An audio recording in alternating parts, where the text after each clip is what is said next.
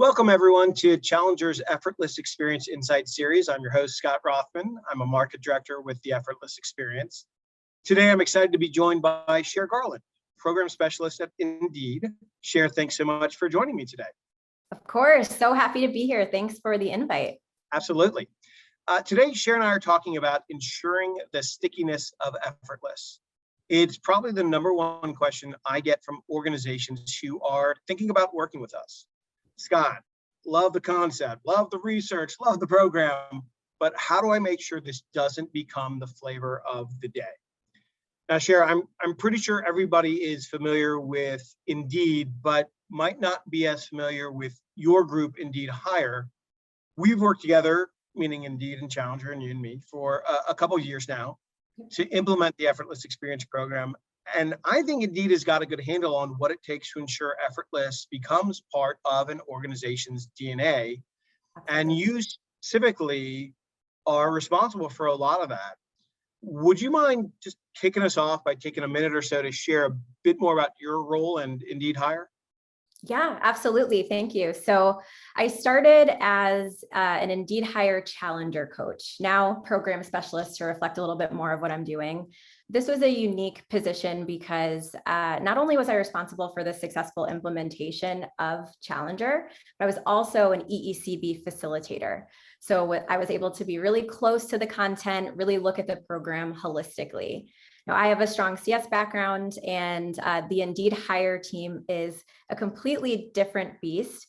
It's like account managers kind of mixed with call center, mixed with sales. So they're doing it all. And our agents are responsible for managing both the client and candidate relationships and conversations. So it's not transactional. It's really looking at a client's full life cycle of the hiring process as well as the candidates.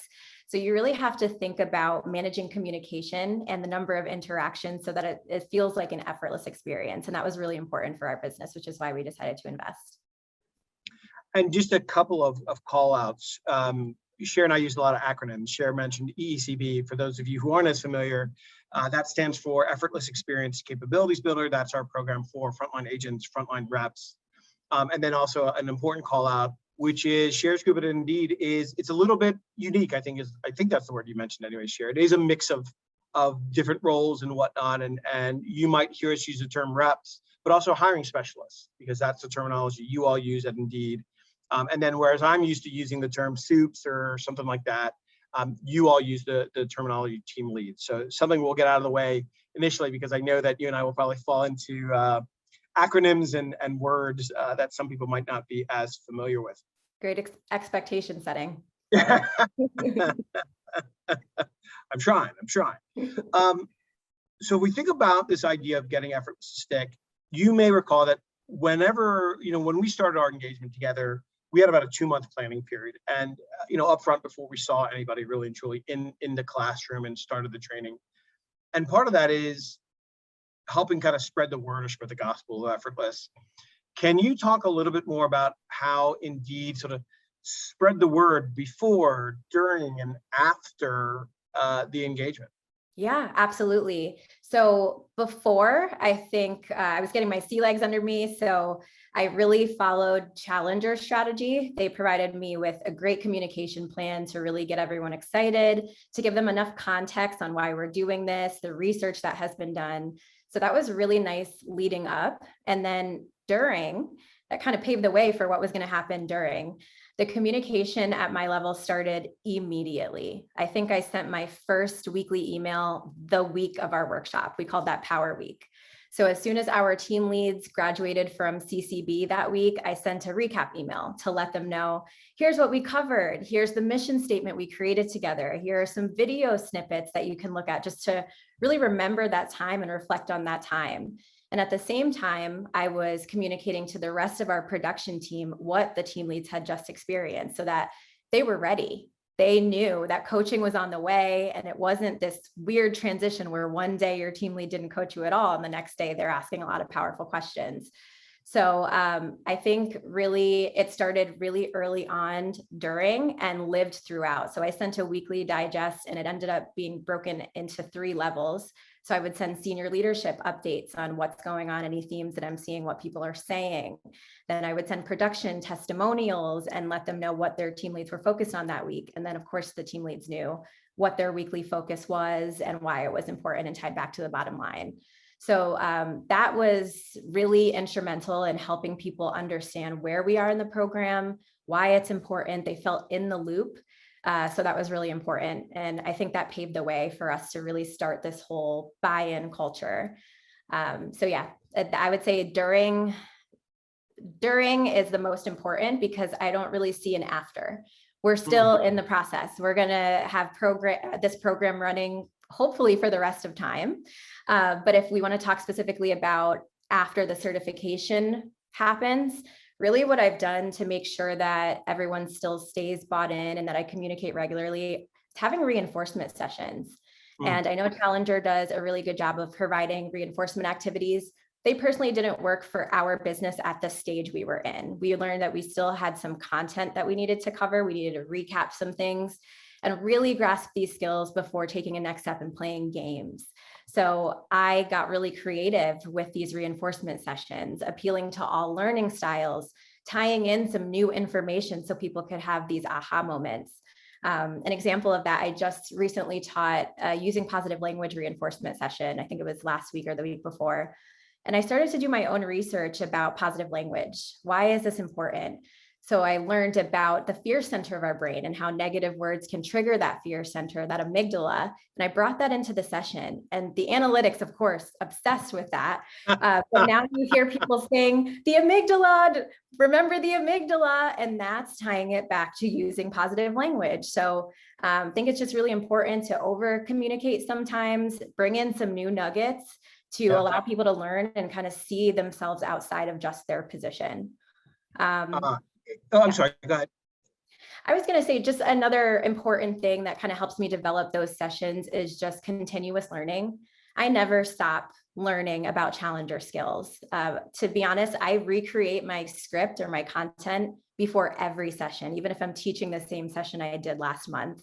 And that's just so that it's fresh. I'm still energized and I'm still thinking of new ways to adapt based on the way our business is kind of adapting. And then the last point I'll make, I'm expressive, by the way, so this is a little late. Another great thing is to shout out Challenger skills in the moment. That has really helped us socialize these skills. People know that it's still top of mind for us, even in our internal communication. Even like I just did to you, you're championing expectation setting. That's great, and especially when you're over Zoom, you see people feel those wins. Like I did that skill. I have applied that to my conversation. I didn't even realize. And then it's just that positive reinforcement to keep them going and inspiring them to do that in their future conversations. I'm just going to pick up on a couple of things or a few things that you mentioned, a couple of clarifications.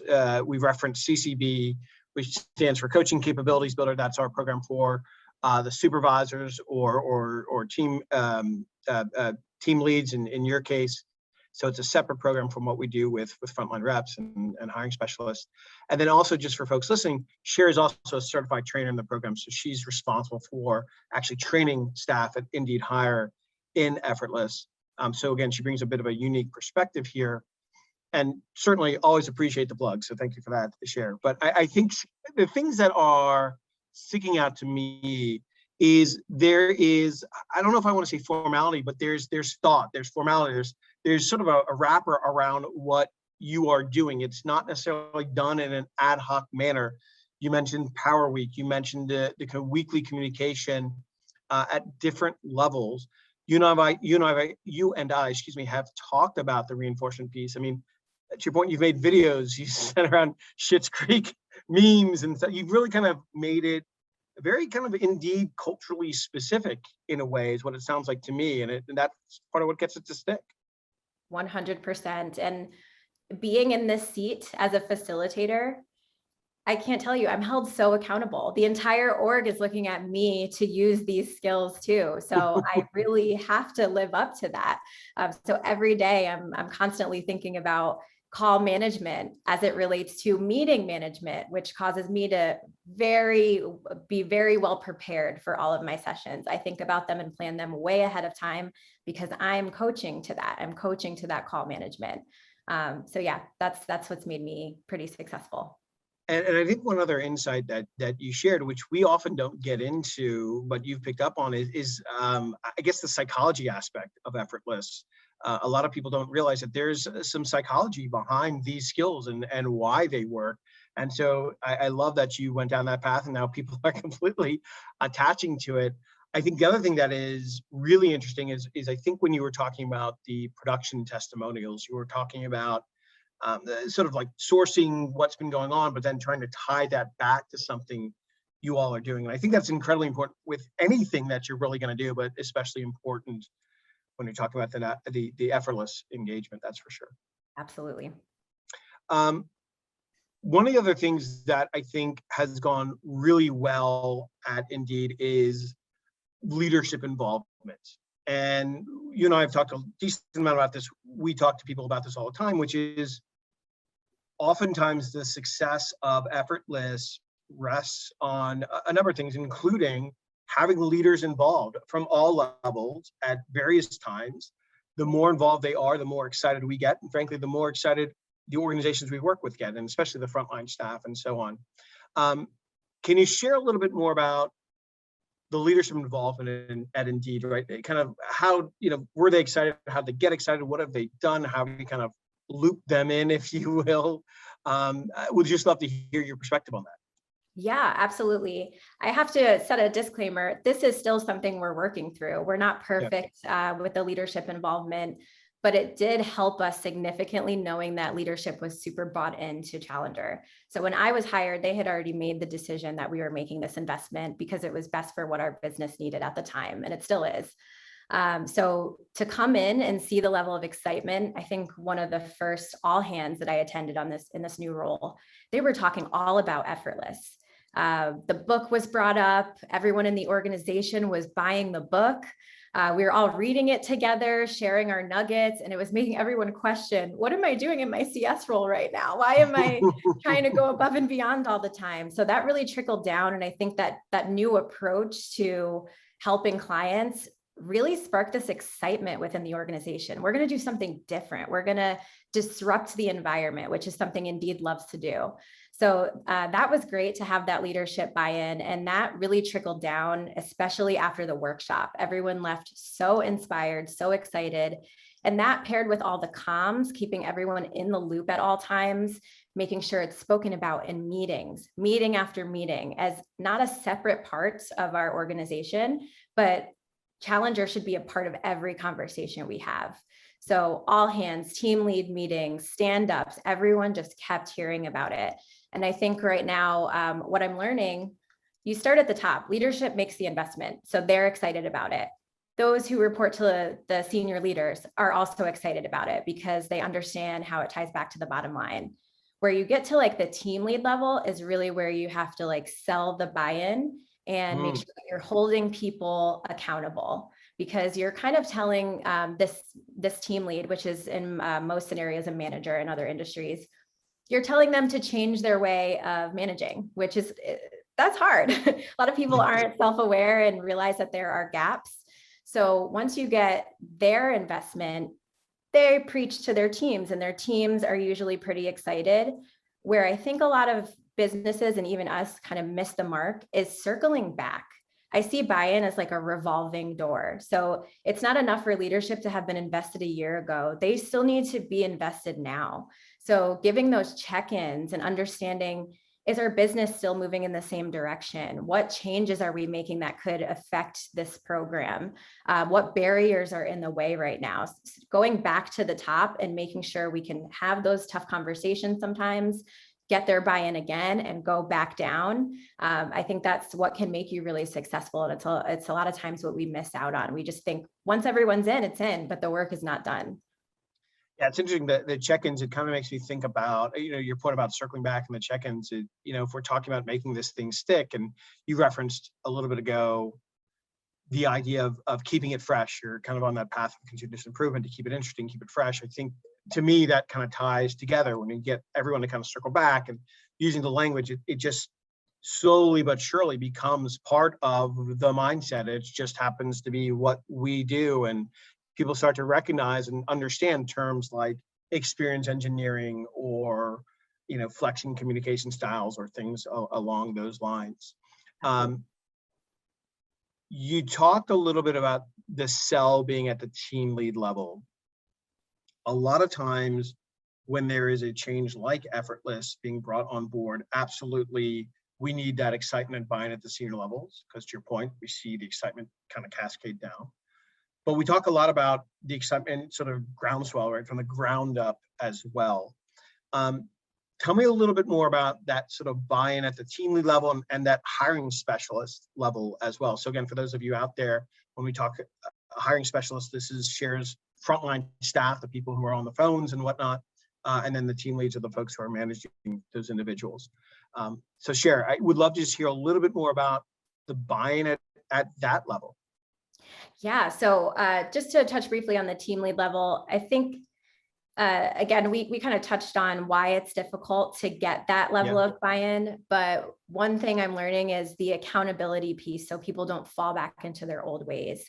So we did a really great job of getting people invested in CCB, but may not necessarily have tied it to EECB. So people were effectively coaching, but to the numbers instead of to our competencies. So it was important to say, hey, get out of this metrics mindset. We're really trying to create low effort experiences, and everything else should fall into place after that. So, just bringing that self-awareness and that accountability, making sure that the coaching is happening in the right way. That's been super important for us. And we're still working through that right now, actually. Now, at the individual contributor level, this was actually, in most organizations, I think it's the hardest, but it was the easiest in this case. And I don't know if it's because of all of the hype or maybe my energy that I bring as a trainer. I have not had any resistance on the IC level. And maybe that is as a result of us being so bought in the beginning, but I also think it has a lot to do with me being so visible and in love with this program myself. They can feel it. I constantly see in my survey results, I can't believe the energy you bring. I'm inspired. I can't wait to go talk to my husband or my wife about this. So that, that was a contributing factor, just the fact that I was so close to it. I was going to stand-ups and recognizing people when I heard challenger skills present, just being there at all times, not just here's this training, goodbye, but really reinforcing that training. And we made a recognition program, which was awesome. So we created the Challenger Award. So I allowed team leads to submit their best person based on conversations they've had with them, development they've seen in terms of the skills, peer recognition when they see someone call out their peers for doing things well with Challenger or sharing information. And we would nominate one person, they would nominate one person a month, and then whoever the winner was would get announced in the all hands. And they were so proud, and they'd walk around like, I did this. And then it's a competitive environment. So others, how can I get the Challenger Award? And we did the same for the QA portion of Challenger. So anyone who was reaching at an advanced level in terms of the mastery levels, we called them out and really took snippets from their calls to show the rest of the organization how they got here. And that was very successful. Another missing piece, I would say, or a piece that will help you get more buy-in is portal management. And I think it's often overlooked, especially when you have larger cohorts.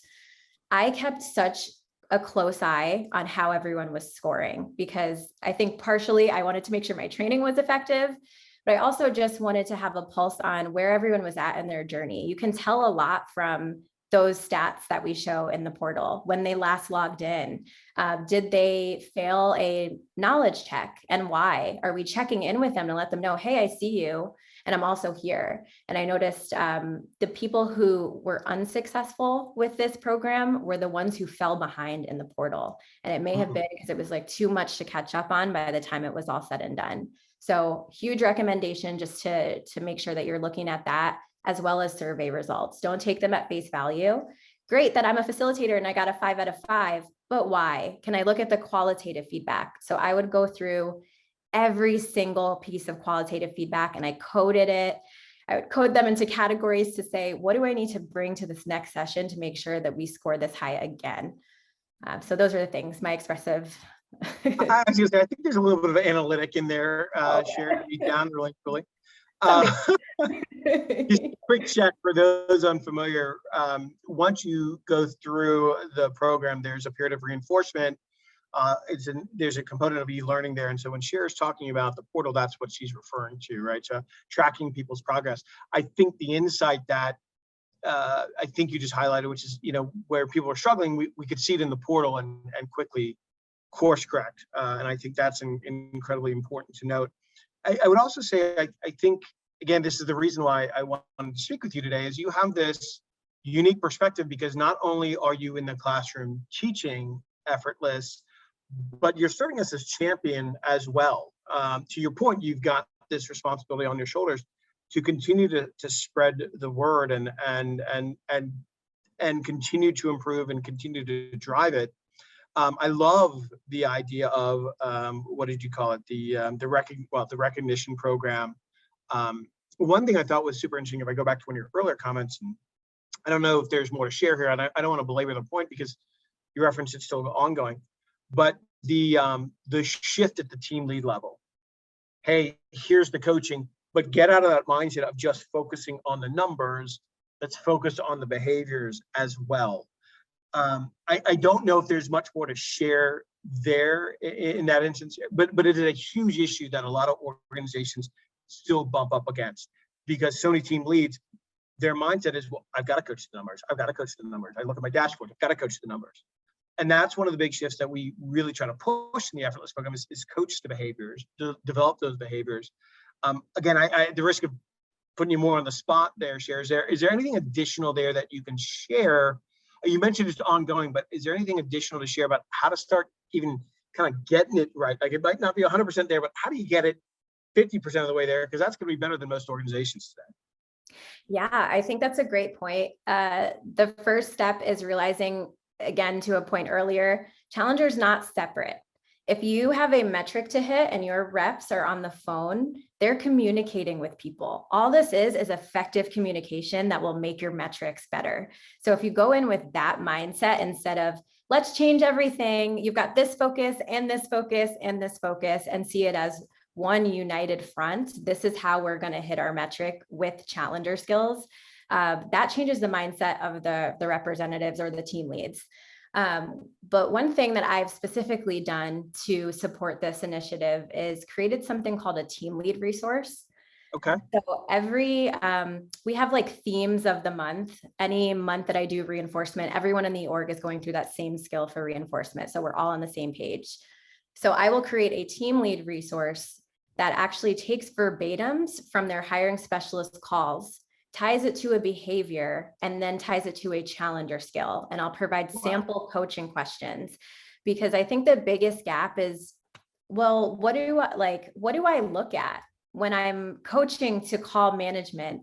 How do I identify that on the call? So I'll be able to provide an example. This is an example of poor call management.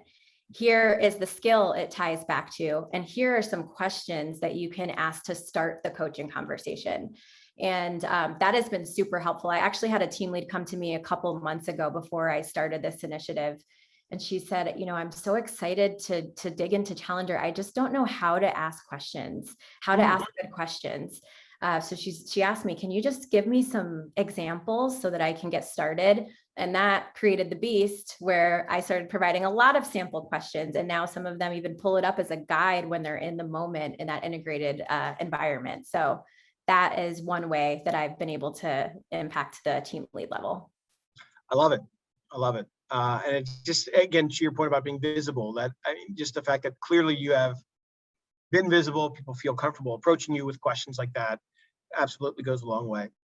One of the, I guess, other elements that I've just been sort of amazed by is you've also you've already talked about some of it, but we've talked a decent amount about the sort of out of the box stuff that you've done. I mean, I referenced the Schitt's Creek memes and whatnot, but you've, recorded videos. I saw the other day, I think it was your boss is going out on maternity leave, and you made a baby delivery game around Effortless. So when you say that, everything that you do, you try to incorporate Effortless, I think people out there listening going, oh yeah, we do a little bit of this and a little bit of that, but you really take that to heart. And I just would love to hear more. And I think everybody would love to hear more about some of those creative steps that you've taken? Yeah, so I think I'm really great at creating games to start. So You have a just passion for it, if you will. that low effort delivery baby game that Scott is referring to, my manager was going on leave for maternity leave, and we created this game. So we kept it professional, but we also stayed focused on Challenger. And we were talking about things like, watch out, your doctor may have to position alternatives if your birth plan doesn't go the way that you expected. Your husband or your wife should not comment, or they should not be transparent about your physical appearance in the delivery room. Just little things like that to get people to see this is so beyond our jobs. This applies in every single day scenario. So one thing that I do that's kind of out of the box, every reinforcement session, I dedicate 15 minutes to a real world example. So for example, one of the last ones was positioning alternatives. I asked everyone, the last time you went to a restaurant, when did you have alternatives positioned to you? What was the alternative positioning? Oh, I wanted Dr. Pepper, but instead they only had Pepsi. So I had to take that, or they offered me Coke. Just really understanding how this applies outside so that it can easily transition into your language inside the business. And then it's transferable to any other role. Now, I think you touched on me recording videos. We kind of had little sprinkles of the innovation throughout.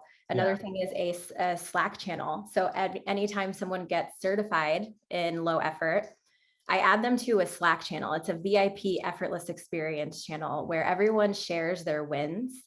I'll throw out like a weekly challenge sometimes and ask the group, what skill is present here, or what skill should have shown up here?